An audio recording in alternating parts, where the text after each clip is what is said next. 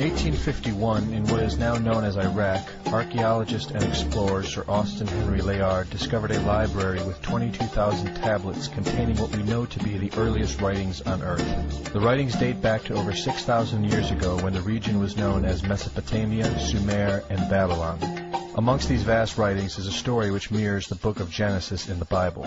It tells a story of a great flood which reshaped the face of the planet Earth and all of her inhabitants. It tells a story of a tower built and the creation of the spoken word. One of these scrolls includes a star map of what appears to be a sun and its planets.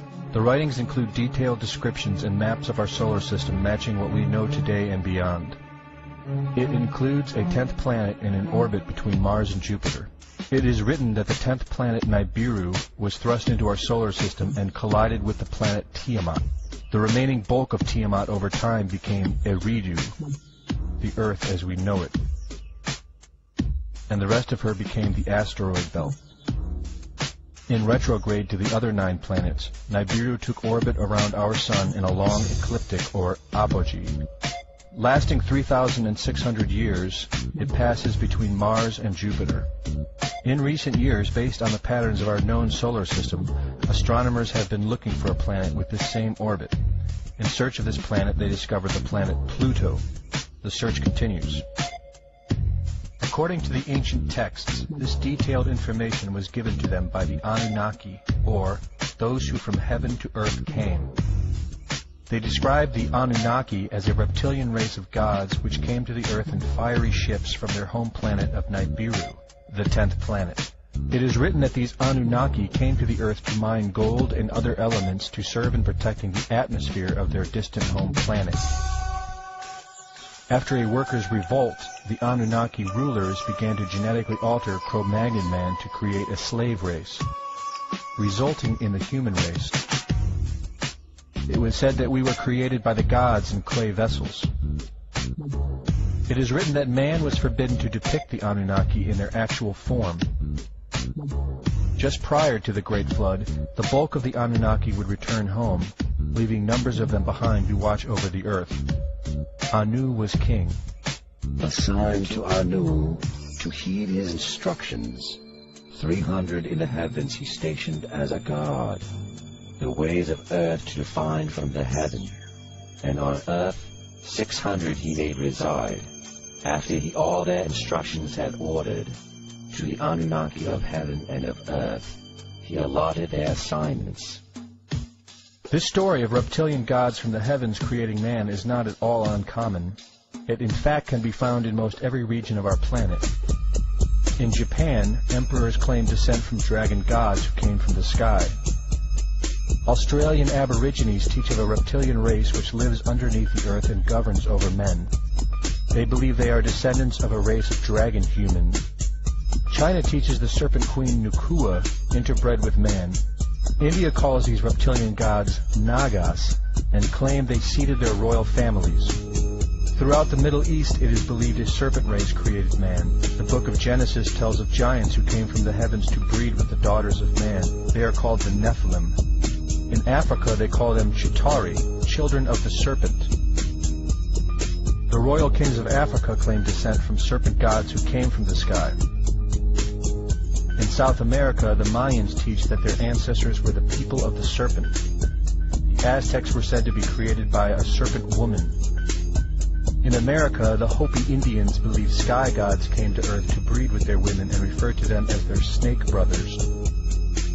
The word Sioux means snakes, and Iroquois means serpents. It seems the only places you will not find this historical story is where the history has been methodically destroyed. The descendants of King Anu in Sumeria and Babylon can be traced throughout time. The pharaohs of Egypt were from the bloodlines of the Babylonian kings. The rulers of the Roman Empire can be traced to Egyptian hierarchy. All throughout Europe, the royal families can be traced back to the great Roman emperors. 34 of the presidents of the United States are directly descended from European royalty, with the remaining 8 who are only closely related to these same bloodlines. In 1934, President Franklin Roosevelt placed the Great Seal, originally created in 1782 by the Freemasons, on the dollar bill. Represented in the Great Seal is a pyramid and the all-seeing eye, known to be used by the elusive society, the Illuminati. Strung together in conspiratorial confusion are secret societies such as the Illuminati, the Freemasons, and the Bohemian Club. In 1917, National Geographic did a story on a place in Montreal, California called Bohemian Grove. The story reports a place where the world's elite, members of the Bohemian Club, retreat to in late July and conduct an ancient occult ceremony called the Cremation of Care. Every year in July, the world's leaders, media moguls, and members of the World Bank spend 2 weeks of what is known as a men-only retreat at the Grove. In the year 2000, BBC television show World of Wonder infiltrated Bohemian Grove with hidden cameras and aired the video on the BBC. The video shows the large mass of men donning red and black robes and once again conducting the Cremation of Care ceremony. The altar is at the base of a 200-foot owl, the Babylonian symbol of the god Moloch, the god of human sacrifice. In the video, a body is delivered upriver to the altar where it is set on fire. Upon being aired, members of the Bohemian Club reported that the ceremony is a put-on, merely done for entertainment and fun. This history tells a story of our world leaders having a deep involvement in satanic tradition, worshipping our reptilian overlords, the serpent gods. It poses the possibility that we may be and have always been enslaved by our leaders, no different than sheep or cattle. There is an endless amount of information out there which supports this, but don't take my word for it.